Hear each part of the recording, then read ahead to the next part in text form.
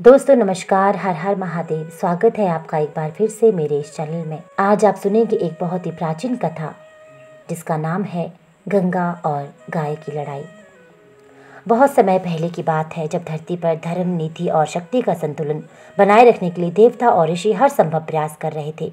हिमालय की गोद में एक शांत पवित्र स्थान था जहाँ ऋषि मुनि तपस्या करते और देवताओं का आवाहन करते थे। इसी स्थान के पास से एक दिव्य नदी बहती थी, माँ गंगा। उनकी निर्मल धाराएं देवताओं और मुनियों को पवित्रता प्रदान करती थी। गंगा को उनके वेग और शुद्धि के कारण अद्वितीय माना जाता था। गंगा को अपने वेग और निर्मलता का अत्यधिक अभिमान था। वे सोचती थी कि संसार में उनसे श्रेष्ठ कुछ भी नहीं।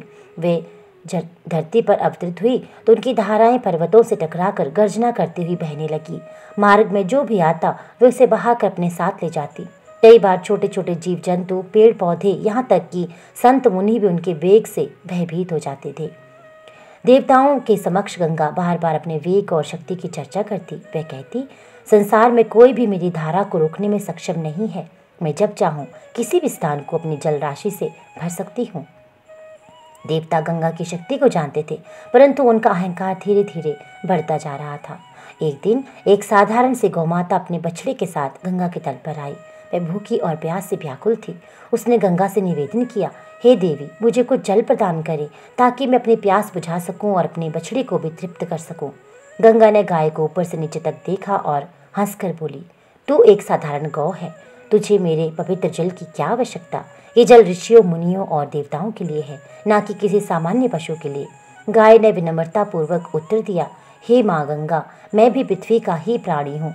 जैसे ऋषि और देवता आपकी कृपा से तृप्त होते हैं, वैसे ही मैं भी आपकी कृपा चाहती हूँ। गंगा ने अहंकार पूर्वक कहा, यदि तुझे जल चाहिए तो तू स्वयं आकर इसे ले। मैं किसी साधारण जीव के लिए अपनी धारा नहीं रोक सकती। गाय ने दुखी होकर गंगा की ओर देखा और अपने बछड़े को अपने पास खींच लिया। फिर उसने एक गहरी सांस ली और कहा, यदि तुम अपने वेग और निर्मलता पर इतना घमंड कर रही हो तो मैं तुम्हें चुनौती देती हूँ। देखती हूँ कि तुम्हारी शक्ति कितनी बड़ी है। गाय ने अपनी आंखें बंद की और मन ही मन भगवान विष्णु का स्मरण किया। तभी एक दिव्य शक्ति उसमें समाहित होगी। अचानक साधारण दिखने वाली वह गाय विशाल रूप धारण कर गई। उसका आकार पर्वत के समान हो गया। उसकी आंखों से तेजस्वी प्रकाश निकलने लगा। उसके खुरों की चोट से धरती कांप उठी। गंगा ने यह दृश्य देखा और अचंभित रह गई। वह क्रोधित होकर अपनी लहरों को प्रचंड वेग से बहाने लगी। विशाल गाय और गंगा के बीच संघर्ष शुरू हो गया। गंगा की जलधारा तीव्र हो उठी, लेकिन गाय स्थिर खड़ी रही।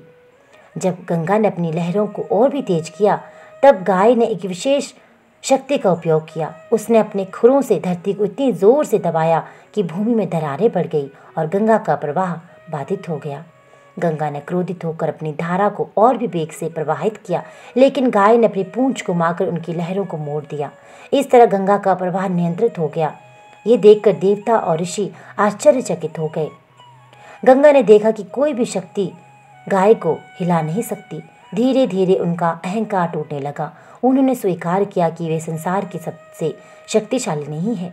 वे एक सामान्य गाय से हार गई थी, जो साधारण होते हुए विशाल दिव्य शक्ति से भरपूर थी।